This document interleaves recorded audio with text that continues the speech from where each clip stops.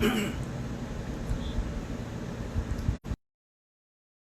العالمین والصلاة والسلام علی سید المرسلین وعلی آلہ واصحابہ واتباعہ الی یوم الدین، اما بعد۔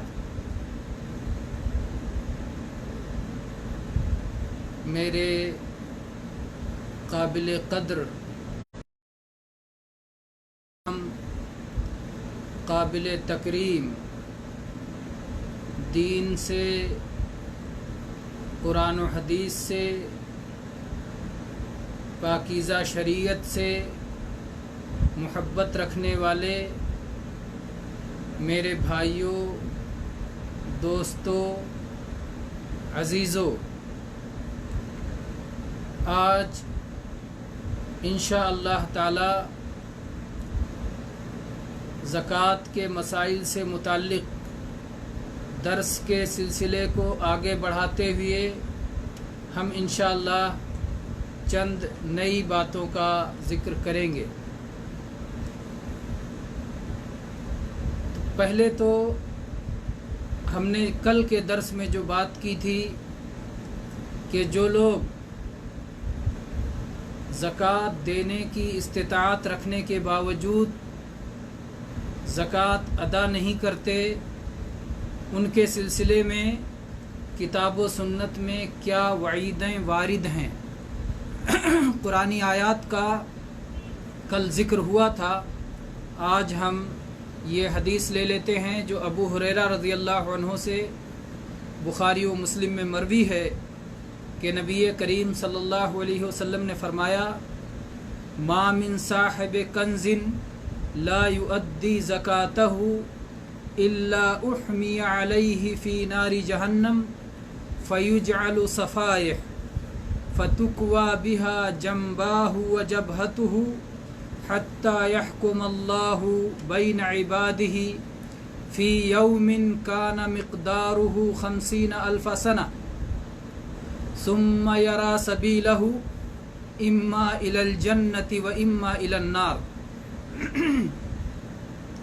اللہ کے نبی نے فرمایا کہ جو بھی خزانے کا مالک ہے، خزانہ ہر اس مال کو کہیں گے جو نصاب کو پہنچا ہوا ہو اور اس میں زکوٰۃ ادا نہ کی گئی ہو، تو ہر وہ شخص جو خزانے کا مالک ہے اور اس میں زکوٰۃ نہیں دیتا، قیامت کے دن آئے گا تو جہنم کی آگ کی تختیاں بنا کر اس کے پہلوؤں، پیشانی اور پیٹھ کو داغا جائے گا، اس کے پہلوؤں کو اور پیشانی کو داغا جائے گا، ایک ایسے دن جو ایک دن 50,000 سال کے برابر ہوگا، اور یہ داغنا برابر جاری رہے گا یہاں تک کہ اللہ تعالیٰ اپنے بندوں کے درمیان فیصلہ کر دے، پھر اس شخص کا بھی فیصلہ ہو جائے، چاہے تو اپنی جنت کی راہ پکڑ لے یا جہنم کی راہ پکڑ لے۔ یہاں نبی صلی اللہ علیہ وسلم نے فرمایا کہ پھر وہ اپنی راہ دیکھ لے گا آخر میں، چاہے جہنم کی راہ یا جنت کی راہ۔ اس سے اہل علم نے یہ مسئلہ مستنبط کیا ہے کہ اگر کوئی شخص اپنی بخیلی کی وجہ سے یا سستی و کاہلی کی وجہ سے یا مال کے لالچ کی وجہ سے زکوٰۃ ادا نہیں کرتا، اللہ رسول پہ اس کا ایمان ہے، زکوٰۃ کی فرضیت پر اس کا ایمان ہے، جنت و جہنم پہ اس کا ایمان ہے، لیکن اس کے باوجود مال کی لالچ اس پر غالب آ جاتی ہے اور اس کی وجہ سے زکوٰۃ نہیں دیتا، تو ایسا شخص کافر نہیں ہوتا، کیونکہ اگر کافر ہو گیا ہوتا تب تو کافروں پر اللہ کی جنت حرام ہے۔ اللہ کے نبی صلی اللہ علیہ وسلم یہ نہیں فرماتے کہ پھر اس کے بعد یا جنت کی راہ دیکھ لے گا یا جہنم کی راہ دیکھ لے گا، کیونکہ کافروں کے لیے جنت کی راہ دیکھنے کا سوال ہی نہیں اٹھتا، ان کے لیے صرف جہنم کا ایک راستہ ہے۔ تو اس سے یہ بات معلوم ہوتی ہے کہ وہ شخص صاحب ایمان ہے لیکن وہ گناہ کبیرہ کا مرتکب ہے، اسے اس سے توبہ کرنا چاہیے اور زکوٰۃ کی ادائیگی کرنی چاہیے۔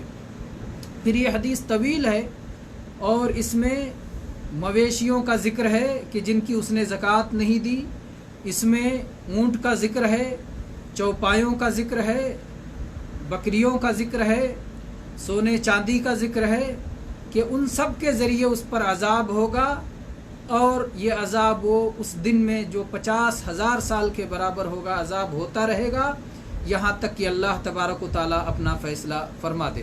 ہم اس حدیث سے جو ہے اختصار کے یہ ٹکڑا لے کر کے آگے بڑھتے ہیں، اور اگلی حدیث جو کہ بخاری و مسلم ہی کی حدیث ہے کہ نبی کریم صلی اللہ علیہ وسلم نے فرمایا، من آتاہ اللہ مالا فلم یؤدی زکاتہ مثل لہ یوم القیامت شجاعا اقرع، کہ جو شخص اللہ تبارک و تعالیٰ سے مال پائے، جس شخص کو اللہ نے مال عطا کیا ہو اور وہ اپنے مال کی زکوٰۃ نہ دیتا ہو، تو قیامت کے دن اللہ تبارک و تعالیٰ اس کے مال کو ایک گنجے شکل کے سانپ کی صورت بنا دے گا۔ گنجا سانپ کیوں؟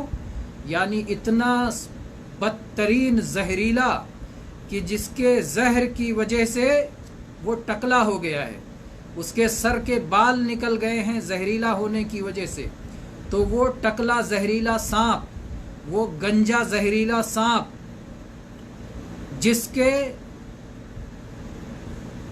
جو ہے وہ اپنے 2 جبڑوں سے قیامت کے دن اسے پکڑ لے گا، وہ گنجا سانپ اللہ تبارک و تعالیٰ اس کے مال کو گنجے سانپ کی شکل میں بنائے گا، اور وہ اپنے دونوں جبڑوں سے اسے جکڑ لے گا اور کہے گا انا کنزک انا مالک، میں تیرا خزانہ ہوں، میں تیرا مال ہوں۔ اور پھر اللہ کے نبی کریم صلی اللہ علیہ وسلم نے قرآن پاک کی اس آیت کی تلاوت فرمائی، وَلَا يَحْسَبَنَّ الَّذِينَ يَبْخَلُونَ بِمَا آتَاهُمُ اللَّهُ مِنْ فَضْلِهِ هُوَ خَيْرًا لَهُمْ بَلْ هُوَ شَرٌّ لَهُمْ سَيُطَوَّقُونَ مَا بَخِلُوا بِهِ يَوْمَ الْقِيَامَةِ۔ اللہ کے نبی کریم صلی اللہ علیہ وسلم بھی قرآن پاک کو بطور دلیل پیش کیا کرتے تھے، جیسا کہ یہاں آپ نے بطور دلیل قرآن پاک کی آیت پیش کی۔ تو قرآن پاک کو استدلال میں پیش کرنا، دلیل کے طور پر پیش کرنا، یہ نبی صلی اللہ علیہ وسلم کی سنتوں میں سے ایک سنت ہے۔ پھر ہم آگے بڑھتے ہیں اس مسئلے کی طرف۔ ایک اور حدیث ہے سنن ابن ماجہ کی، اس کو ذکر کرتے ہیں، پھر اگلے مسئلے کی طرف چلتے ہیں۔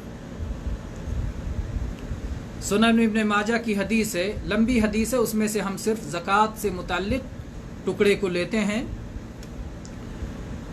اس میں ہے وَلَمْ يَمْنَعُوا زَكَاةَ أَمْوَالِهِمْ إِلَّا مُنِعُوا الْقَطْرَ مِنَ السَّمَاءِ، جو قوم اپنے مال کی زکوٰۃ روک لیتی ہے اور ادا نہیں کرتی، تو ایسے لوگوں سے آسمان سے بارش رک جاتی ہے۔ اللہ تبارک و تعالیٰ بارش کو روک لیتا ہے، اور جب زکوٰۃ دیتے ہیں تو بارش نازل فرماتا ہے۔ تو زکوٰۃ روکنے کا ایک نقصان اللہ تعالیٰ کی طرف سے آنے والی خیر و برکت کا رک جانا، اور زکوٰۃ دینے کا فائدہ کہ اس خیر و برکت کا جاری ہو جانا۔ یہ سنن ابن ماجہ کی حسن درجے کی حدیث ہے۔ اگر کوئی شخص زکوٰۃ کی فرضیت کا انکار کرتا ہے، تو چونکہ زکوٰۃ اسلام کی ایک بنیاد ہے اور جس کی فرضیت متفق ہے، اس لیے ایسی ضروری دین میں معلوم و مشہور چیز کی فرضیت کا انکار کرنے والا مسلمان باقی نہیں رہتا، وہ اسلام کے دائرے سے خارج ہو کر کفر کے دائرے میں داخل ہو جاتا ہے۔ اور جو شخص زکوٰۃ کی فرضیت کو تو مانتا ہو، لیکن ज़कात अदा करने के लिए तैयार ना हो, अगर वो शख्स मुसलमान हाकिम के ज़ेर इक़्तिदार है तो मुसलमान हाकिम की ज़िम्मेदारी है कि ज़बरदस्ती उससे ज़कात को वसूल करे, लाजमी तौर पर, क्योंकि अगर वो मुसलमान है तो उसकी ज़िम्मेदारी है, वो ज़िम्मेदारी अदा नहीं कर रहा है तो उससे ज़िम्मेदारी अदा करवाई जाएगी। जैसा कि अल्लाह तबारक व तआला ने कुरान पाक में फरमाया, खुज़ मिन अम्वालिहिम सदक़ा, उनके मालों से सदका लीजिए। तो ये अल्लाह का हुक्म है कि जो शख्स सदका और ज़कात देने के लिए तैयार ना हो उससे ज़कात लिया जाएगा, ज़बरदस्ती ज़कात का वो हिस्सा उससे वसूल किया जाएगा। अब यहाँ एक मसला और आता है, क्या सिर्फ ज़कात की वसूली पर इक्तिफ़ा कर दिया जाएगा या उसकी कोई और ऊपर से सज़ा भी है? तो उलमा की अक्सरियत ये बात कहती है कि ज़कात वसूल लेने पर इक्तिफ़ा किया जाएगा, लेकिन कुछ उलमा इस बात की तरफ भी गए हैं कि नहीं, उसको एक सज़ा भी दी जाएगी, और वो सज़ा ये है कि उसका आधा माल कुर्ब कर दिया जाएगा। उसका जितने माल का वो मालिक है, सज़ा के तौर पर उसका आधा माल हुकूमत सज़ा के तौर पर ले लेगी। और उसकी दलील मुस्नद अहमद और सुनन नसाई, सुनन नबी दाऊद वग़ैरह की वो हदीस है जिसमें अल्लाह के नबी सल्लल्लाहु अलैहि वसल्लम ने फरमाया है, वमन मनाहा, जो शख्स ज़कात को रोक ले, ज़कात न दे, फ़इन्ना आखिज़ूहा व शत्र मालिही, तो हम उस ज़कात को भी उससे लेंगे और उसका आधा माल भी बतौर सज़ा उससे लेंगे। अज़मतम मिन अज़मात रब्बिना तबारक व तआला, ये हमारे रब तबारक व तआला की तरफ से अज़ीमत है, हम इसे छोड़ने वाले नहीं हैं, इसमें सहूलत देने वाले नहीं हैं। तो जो शख्स अपने आप के मुसलमान होने का इकरार करता है तो उसकी ये ज़िम्मेदारी है कि वो ज़कात भी अदा न करे, ज़कात अदा करे, और अगर वो ज़कात अदा करने के लिए तैयार नहीं होता तो इस सज़ा के लिए तैयार रहे। और जहाँ तक काफिर का मसला है तो काफिर के ऊपर ज़कात फ़र्ज़ नहीं है, पहले उसके ऊपर फ़र्ज़ ये है कि वो ईमान लाए, तौहीद को कबूल करे, शिर्क को छोड़े, ये उसके ऊपर पहला फ़र्ज़ है। जब तौहीद को कबूल कर लेगा, कुफ्र शिर्क को छोड़ देगा, ईमान में दाखिल हो जाएगा, तो उसे सलात का हुक्म दिया जाएगा। जब वो सलात का पाबंद होगा तब उसके बाद उसके ऊपर ज़कात का हुक्म दिया जाएगा। और जहाँ तक आखिरत की सज़ा का मसला है तो आखिरत पर उसके कुफ्र पर भी सज़ा होगी, सलात के छोड़ने पर भी सज़ा होगी, ज़कात न देने पर भी सज़ा होगी, तमाम उन अहकाम पर सज़ा होगी जो अहकाम शरीयत के अंदर दाखिल हैं। बहरहाल, तो काफिर से ज़कात नहीं लिया जाएगा, और अगर वो ज़कात देगा भी तो उसकी ज़कात अल्लाह के यहाँ कबूल नहीं है जब तक कि वो ईमान न लाए। ईमान के बग़ैर कोई भी अमल कबूल नहीं है। तो ये रहा एक फ़र्द का मसला। अगर एक शख्स ज़कात देने के लिए तैयार ना हो तो उसके साथ क्या मामला होगा? उससे ज़कात की वसूली की जाएगी और उसका आधा माल भी सज़ा के तौर पर ले लिया जाएगा हुकूमत की जानिब से। और अगर कुछ लोग इस तरह अपना एक गिरोह बना लेते हैं, अपनी एक टोली बना लेते हैं और वो कहते हैं कि हम सब ज़कात नहीं देंगे, तो मुसलमान हाकिम की ज़िम्मेदारी है कि ऐसे लोगों से जंग करे और उन्हें इस्लाम के इस हुक्म की पाबंदी करने वाला बनाए। चुनांचे आप जानते हैं कि जब नबी करीम सल्लल्लाहु अलैहि वसल्लम की वफ़ात हो गई तो फिर अरब में इर्तिदाद का फितना फैल गया। कुछ लोग तो मुर्तद हो गए, दीन इस्लाम ही को छोड़ दिया।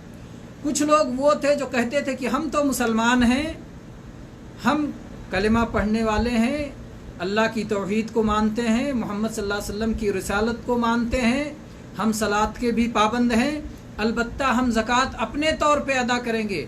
हम अबू बकर सिद्दीक़ रज़ी अल्लाह अन्हु को, जो मुसलमानों के खलीफा हैं, उनको ज़कात नहीं देंगे। और कुछ कहते थे हम सलात पढ़ेंगे लेकिन ज़कात नहीं देंगे। तो इनको मानिईन ज़कात का गिरोह कहा जाता है। वो एक पूरी जमात बन गई, पूरा गिरोह बन गया जो कि ज़कात के मुनकिर हो गए। या तो सिरे से ज़कात के मुनकिर कि ज़कात हम देंगे ही नहीं, और या फिर ज़कात तो निकालेंगे लेकिन अमीरुल मुमिनीन और खलीफतुल मुस्लिमीन को नहीं देंगे। बहरहाल ये दोनों तरह के गिरोह थे। अबू बकर सिद्दीक़ रज़ी अल्लाह अन्हु ने उन दोनों से जंग की। हालात बहुत ख़राब थे। मुर्तद्दीन का एक गिरोह था, बड़ी जमात थी, मुसलमान बड़ी मुश्किल में थे, लेकिन अबू बकर सिद्दीक़ रज़ी अल्लाह अन्हु ने बड़े अज़्म हज़्म के साथ कहा, अयुनक़सुद्दीन व अना हई, मेरे ज़िंदा होते, मेरे जीते जी क्या दीन में कमी की जा सकती है? हरगिज़ नहीं। अल्लाह तबारक व तआला ने अबू बकर सिद्दीक़ रज़ी अल्लाह अन्हु के ज़रिए से इस दीन की हिफाजत फरमाई। उन्होंने कहा, वल्लाहि लउक़ातिलन्न मन फ़र्रक़ बैन अस्सलाति वज़्ज़का, अल्लाह की कसम मैं उन लोगों से जंग करूँगा जो सलात और ज़कात के दरमियान फ़र्क करेंगे, कहेंगे सलात तो पढ़ेंगे लेकिन ज़कात नहीं देंगे, ऐसे लोग मुसलमान नहीं हैं, उनसे जंग की जाएगी। और इसी तरह से अबू बकर सिद्दीक़ रज़ी अल्लाह अन्हु ने कहा, वल्लाहि लौ मनऊनी अनाक़न कानू यउद्दूनहा इला रसूलिल्लाहि सल्लल्लाहु अलैहि वसल्लम लक़ातलतुहुम अला मनइहा। और दूसरे अल्फाज में है, वल्लाहि लौ मनऊनी इक़ालन कानू यउद्दूनहा इला रसूलिल्लाहि सल्लल्लाहु अलैहि वसल्लम लक़ातलतुहुम अला मनइहा, कि अल्लाह के नबी करीम सल्लल्लाहु अलैहि वसल्लम के ज़माने में अगर वो एक पठिया भी ज़कात में दिया करते थे और आज नहीं देंगे तो मैं उनसे जंग करूँगा। और दूसरे अल्फाज में, अगर वो एक रस्सी भी जो रसूलुल्लाह सल्लल्लाहु अलैहि वसल्लम के ज़माने में ज़कात में दिया करते थे, अगर आज नहीं देंगे तो मैं उनसे जंग करूँगा। तो ये इस बात की दलील है कि अगर कभी किसी दौर में कुछ लोग ऐसे पैदा हो जाएं जो सलात का इकरार करते हों लेकिन ज़कात का इकरार न करते हों, तो मुसलमान हाकिम की ज़िम्मेदारी है कि उनसे जंग करके उनको ज़कात का इकरार करने वाला और ज़कात का देने वाला बनाए। अब ये मसला हो गया कि फ़र्दी इनफरादी तौर पर या इज्तिमाई तौर पर अगर कुछ लोग ज़कात न देते हों तो उनके साथ क्या सलूक किया जाए। अब हम अगले मसले की तरफ बढ़ते हैं कि ज़कात किस पर फ़र्ज़ है, वो कौन सा शख्स है जिस पर ज़कात फ़र्ज़ है। तो वो है सबसे पहले नंबर, पहली शर्त जो उसके अंदर पाई जानी चाहिए वो है इस्लाम। अगर मुसलमान है तो उसके ऊपर ज़कात फ़र्ज़ है। अगर काफिर है, चाहे इब्तिदाअन काफिर है, कभी उसने इस्लाम कबूल ही नहीं किया, या इस्लाम तो कबूल किया था लेकिन बाद में इस्लाम छोड़ के मुर्तद हो गया, काफिर हो गया, दोनों सूरतों में उससे ज़कात का मुतालबा नहीं होगा बल्कि ईमान का मुतालबा होगा। तो जो शख्स मुसलमान है जिसके अंदर इस्लाम की शर्त पाई जाए उससे ज़कात का मुतालबा होगा। तो पहली शर्त जिस शख्स से ज़कात ली जाएगी, जिस शख्स पर ज़कात फ़र्ज़ है, वो शर्त है इस्लाम की, वो मुसलमान हो। दूसरी शर्त यह है कि वो आज़ाद हो, क्योंकि जो ग़ुलाम होता है उसकी अपनी कोई मिल्कियत नहीं होती, वो ख़ुद ही अपने मालिक की मिल्कियत में होता है, अपने मालिक का ग़ुलाम होता है। तो वो ना खुद ही आज़ाद होता है, ना खुद ही अपने आप का मालिक होता है, ना अपने माल का मालिक होता है, तो उससे ज़कात का मुतालबा कैसे होगा। तो दूसरी शर्त है कि वो आज़ाद हो, और तीसरी शर्त यह है कि वो निसाब का मालिक हो, निसाब का मालिक हो। क्या क्या ज़कात, कौन कौन से मालों में ज़कात वाजिब है और उनका निसाब क्या है, इंशाअल्लाह आगे बात आएगी। निसाब उस मुतय्यन मिक़दार का नाम है जो किसी भी माल में ज़कात के फ़र्ज़ होने के लिए मुतय्यन किया गया है। जैसे नबी करीम सल्लल्लाहु अलैहि वसल्लम ने फरमाया कि लैसा मादून खमसते औसुकिन सदक़ा, कि अगर 5 वसक़ से कम हो तो उसमें ज़कात नहीं है, ये गल्ले के बारे में। और ऐसे ही जो है दूसरे सोने में, चांदी में, सब में निसाब मुतय्यन है। उसकी तफसील इंशाअल्लाह आगे आएगी जब हम निसाब पे बात करेंगे। तो कहना यह है कि निसाब का मालिक होना चाहिए। अगर आदमी निसाब का मालिक है तो उसके ऊपर ज़कात है, अगर निसाब का मालिक नहीं है तो उसके ऊपर ज़कात नहीं है। उसके पास चांदी है लेकिन निसाब से कम है। मुख्तसरन आप जान लें, चांदी अगर आपके पास 595 ग्राम चांदी है तो आप निसाब के मालिक हो गए, 595 ग्राम या उससे ऊपर। ऐसे ही 85 ग्राम सोना या उसके ऊपर सोना है आपके पास तो आप निसाब के मालिक हो गए। اس سے کم ہے تو آپ پہ زکوٰۃ نہیں ہے۔ جہاں تک کاغذی نوٹوں کا سوال ہے، العملہ الورقیہ، کرنسی، ڈالر ہے، ریال ہے، روپیہ ہے، ٹاکا ہے، کسی طرح کی بھی کاغذی نوٹ ہیں، سکہ ہے، تو اس کو سونے یا چاندی سے کسی سے بھی ملا سکتے ہیں۔ نبی کریم صلی اللہ علیہ وسلم کے زمانے میں جو نصاب تھا سونے اور چاندی کا، تو دونوں کی قیمتیں ایک ہی تھیں، سونا اور چاندی کی دونوں کی قیمتیں ایک ہی تھیں۔ لیکن بعد کے زمانے میں اور آج ہمارے زمانے میں بہت بڑا فرق ہو گیا ہے، چاندی سونے کے مقابلے میں بہت سستا ہو گیا ہے اور سونا چاندی کے مقابلے میں بہت مہنگا ہو گیا ہے، تو دونوں میں کوئی قربت ہی نہیں ہے، برابری نہیں ہے۔ تو اس لیے اب جو نوٹوں کو کس کے ساتھ جوڑا جائے، اس میں اہل علم نے اختلاف کیا، دونوں کے اپنے اپنے دلائل ہیں، لیکن علماء کی اکثریت اس بات کی طرف گئی ہے اور فقہا کی اکثریت اس بات کی طرف گئی ہے کہ سونے اور چاندی میں سے جس کا نصاب کم ہو اسی کو نصاب مان لیا جائے گا۔ سونے اور چاندی میں جس کا نصاب کم پہ ہو جائے، کم ہی پر نصاب ہو جائے، جیسے چاندی 595 گرام، اس کی قیمت کیا ہے آپ دیکھ لیں، 85 گرام سونے کی قیمت کیا ہے آپ دیکھ لیں، دونوں کی قیمت میں جس کی قیمت کم ہو، نقدی روپے کو اتنے کم قیمت والے کے مطابق ہو جانے پر ہی آپ نصاب کے مالک ہو جائیں گے۔ تو اگر کوئی شخص نصاب کا مالک ہو گیا تبھی اس سے زکوٰۃ کا مطالبہ کیا جائے گا، نصاب کا مالک نہیں ہے تو اس سے زکوٰۃ کا مطالبہ نہیں کیا جائے گا۔ اور نصاب کے بارے میں یہ شرط ہے کہ نصاب کا مالک ہو جانے کے بعد پورا ایک ہجری سال گزر جائے، ہجری سال، قمری سال، چاند والا سال، جسے اللہ تعالیٰ نے شرعی معاملات میں اصول بنایا ہے۔ اللہ تعالیٰ نے فرمایا قرآن پاک میں، یسألونک عن الأہلہ قل ہی مواقیت للناس والحج، لوگ آپ سے چاند کے بارے میں سوال کرتے ہیں کہ کیوں کبھی پتلا رہتا ہے، کبھی موٹا ہو جاتا ہے، کبھی پورا گول ہو جاتا ہے، پھر پتلا ہو جاتا ہے، تو ایسا کیوں ہے؟ تو اللہ تعالیٰ نے فرمایا کہ کہو کہ یہ لوگوں کے اوقات جاننے کا ذریعہ ہے، حج کا وقت جاننے کا ذریعہ ہے۔ تو ہمارا زکوٰۃ کا وقت کب ہوگا یہ ہم چاند سے جانیں گے، چاند سے جانیں گے، ہجری تاریخ کے ذریعے جانیں گے۔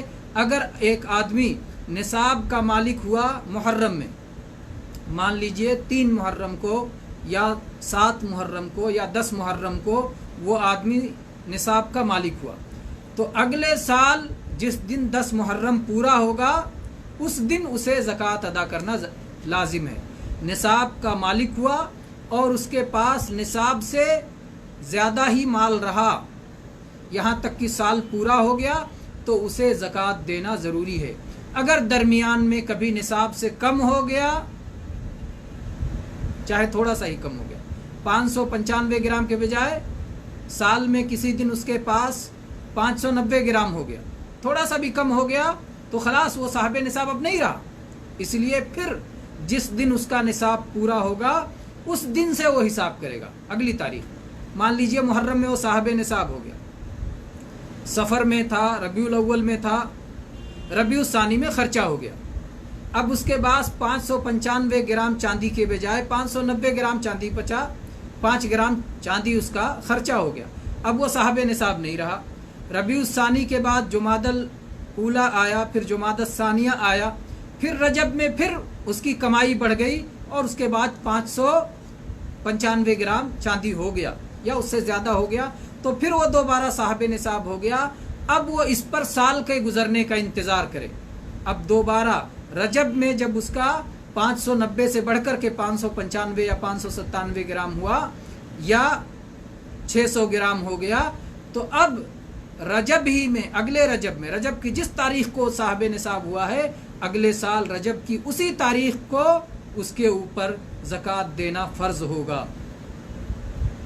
تو 3 شرطیں ہو گئی، मुसलमान हो, आज़ाद हो और साहब निसाब हो, साहब निसाब हो और निसाब पर साल मुकम्मल हो जाए। साहब निसाब होने के बाद साल मुकम्मल हो जाए तब ज़कात फ़र्ज़ होता है, उससे पहले ज़कात फ़र्ज़ नहीं होता, क्योंकि नबी करीम सल्लल्लाहु अलैहि वसल्लम ने फरमाया है कि हत्ता यहूल अलैहिल हौल ला ज़कात फ़ी मालिन हत्ता यहूल अलैहिल हौल, किसी भी माल पर ज़कात नहीं है यहाँ तक कि उस पर एक साल गुजर जाए। तो साल गुजरे बगैर ज़कात उसके ऊपर मालिक ज़कात उसके ऊपर लाजिम नहीं है।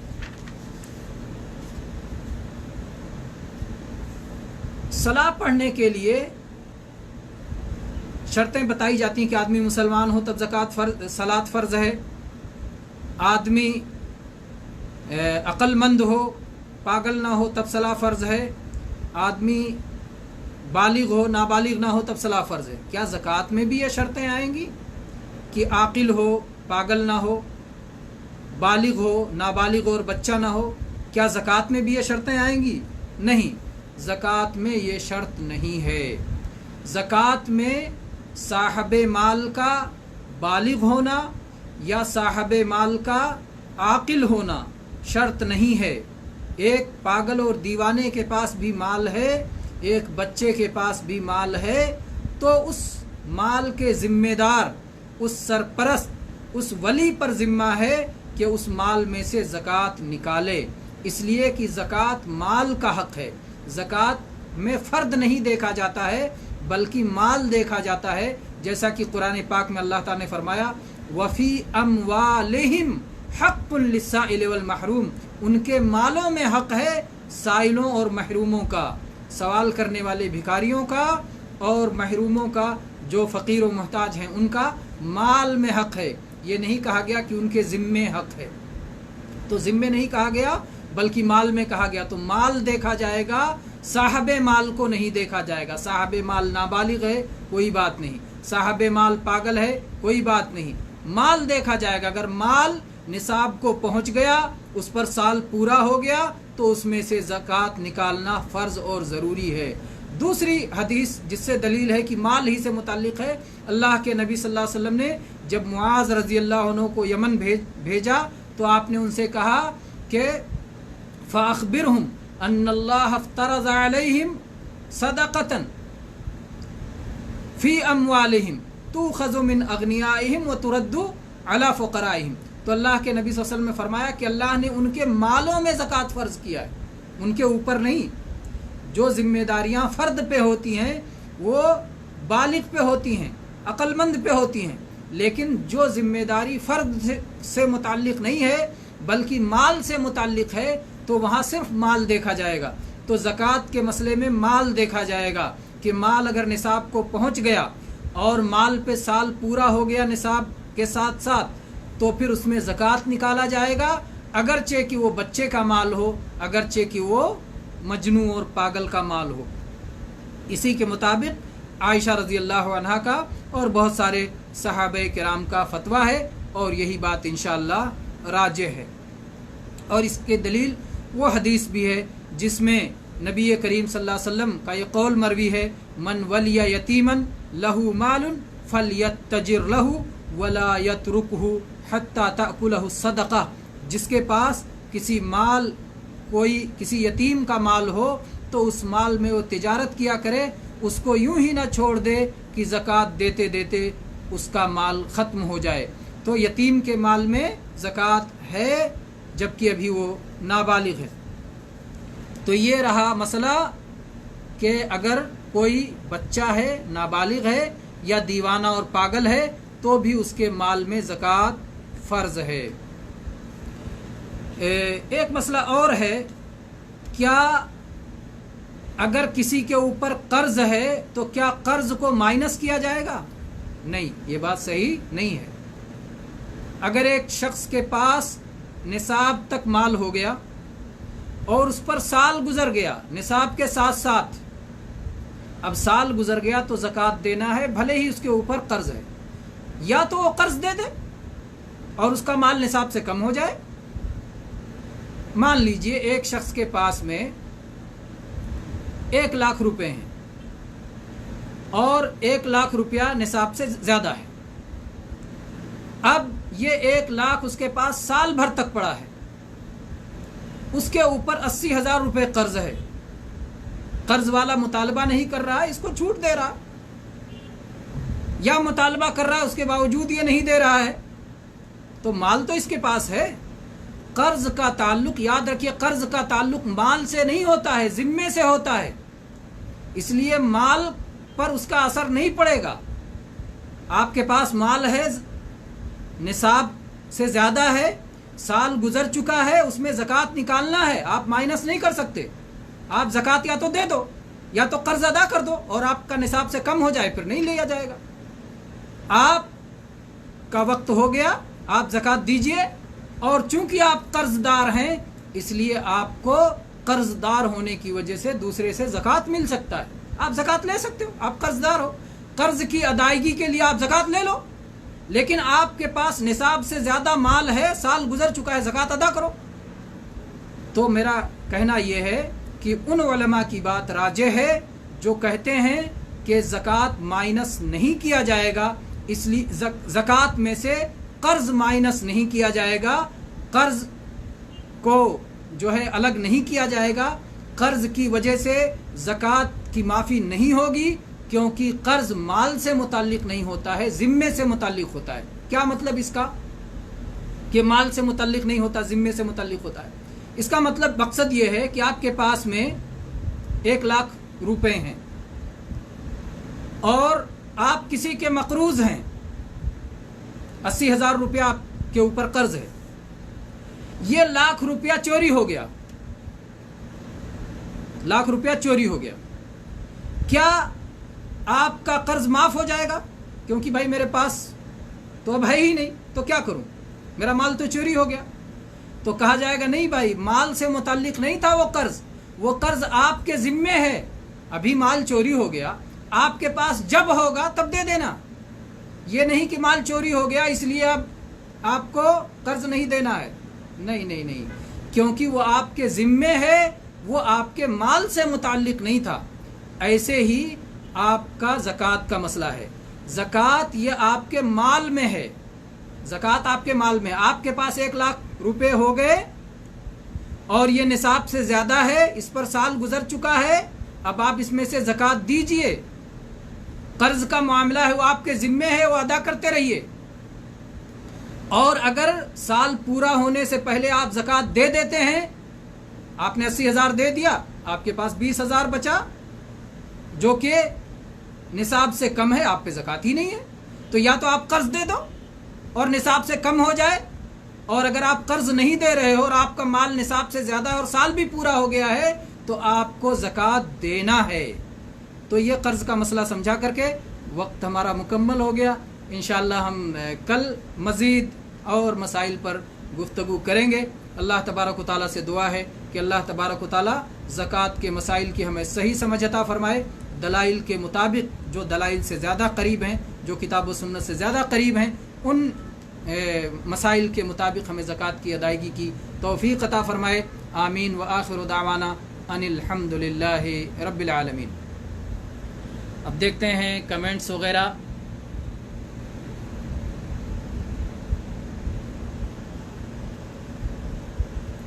माशाअल्लाह, आज के हमारे पहले नंबर पर कमेंट करने वाले 3 साथी हैं, नज़ीर कौसर साहब, अब्दुल गफ़ूर कैसर साहब और अबू ज़ैनुल आबिदीन साहब।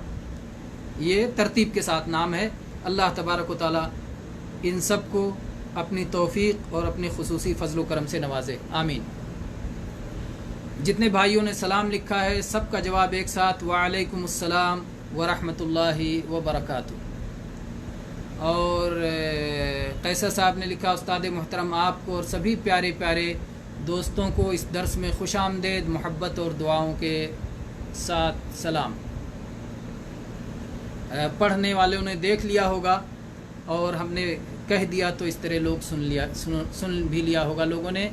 इसके बाद में कामरान फ़ारूक साहब हैं, इसके बाद में अब्दुल खालिक मोहम्मदी मुतव्वा, जज़ाहुल्लाह खैर, اس کے بعد میں خالد پپو صاحب ہیں، راشد خان صاحب ہیں،